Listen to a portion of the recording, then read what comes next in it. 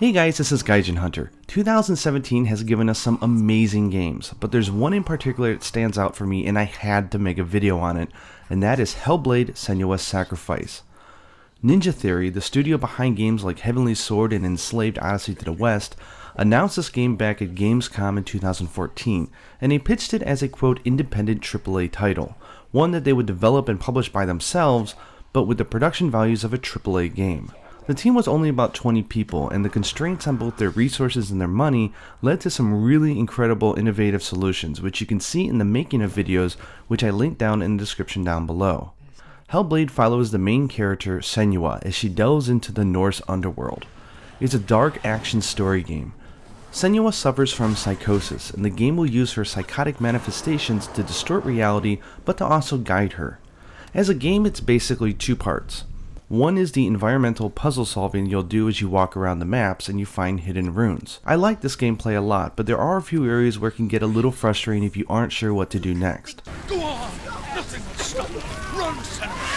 Run!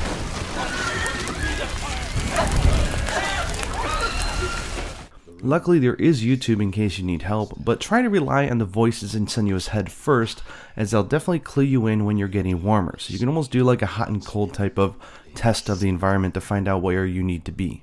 The other aspect of the game is battle, which plays out a little bit like Infinity Blade but with a lot more depth. The game doesn't teach you how to play it, so I do recommend that you read online about the different things you can do in combat before you start playing, as it will make the game far more enjoyable. I love that there's no HUD, and I love the visual direction they took for the combat. I really wish they would have put a tutorial in there, because some of the moves that you can do are really important. And if you don't read up online, it's just kind of like trial and error until you find them out. Once you do though, it'll click, and man is it satisfying. One cool thing is the game is set to auto for difficulty, so it'll get easier for you as you fail, and it'll get harder as you get better. I really wish a lot more modern games did this.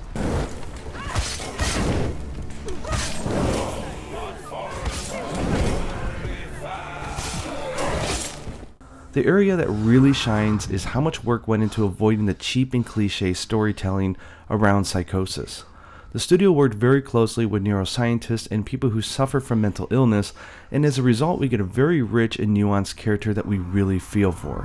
Through techniques like binaural recording, we can always hear the sounds in her head the way that she does, and it creates what is, to me, the best gaming experience that I've had all year. The gate is open. Go through the gate. Go through it. It's dangerous. Follow it. It worked. Definitely play this game with headphones. The voice work itself is top notch, and you'll find yourself searching for all the story runes just to hear the next juicy Norse story. The world of the dead is ruled by the giantess, Hela, daughter of Loki. The gods feared her bloodline, bad on her mother's side and yet much worse on her father's. Senua herself is incredibly well acted. Her voice work and facial work make her feel more alive than almost any character in recent memory, and if you watch the making of videos you can see the incredible technology and innovation that went into pulling this off. The game has some of the most clever ideas when it comes to storytelling that I've seen in a long time as well. For example, because you always hear and you rely on the multiple voices inside of her head, later on when you go into a level where she cannot hear the voices, you almost start to panic, and the sense of being lost and alone is jarring and in your face. I would go on about some of the other storytelling themes that I really like, but I do not want to spoil it for you guys. The voices in Senua's head are very much kind of like supporting characters. I played using the digital Surround 7.1 with my HyperX Cloud 2, but really any standard set of headphones will be fine for you to enjoy the 3D sound, which is made possible due to the binaural recording method they used for all the voices. This recording technique lets you hear the distance and position of each voice in 3D space. It is super cool. Finally, visually this game is a real treat. The footage that I'm using is from the PC build, which I bought and played on Steam, but the other versions look just as good. I've seen the videos on YouTube.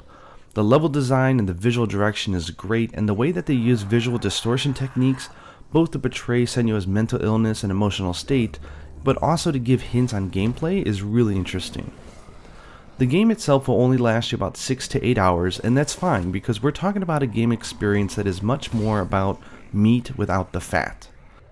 And because Ninja Theory published the game themselves, it's even cheaper than the standard game. It's only $29.99 on Steam at the time of this video. Honestly, I urge any of you who are interested in game development to watch the making of videos, and you can watch those before or after you play the game and you won't ruin your experience. And this game definitely won't be for everybody, but for those of us who it does click for, it is unforgettable. I hope you guys check out this gem, and it's a shame it didn't get any marketing because they self-published it, but really, it's awesome. Hope you guys enjoyed this video, and until next time, happy sacrificing. The darkness is exciting that will destroy you. You're a liar!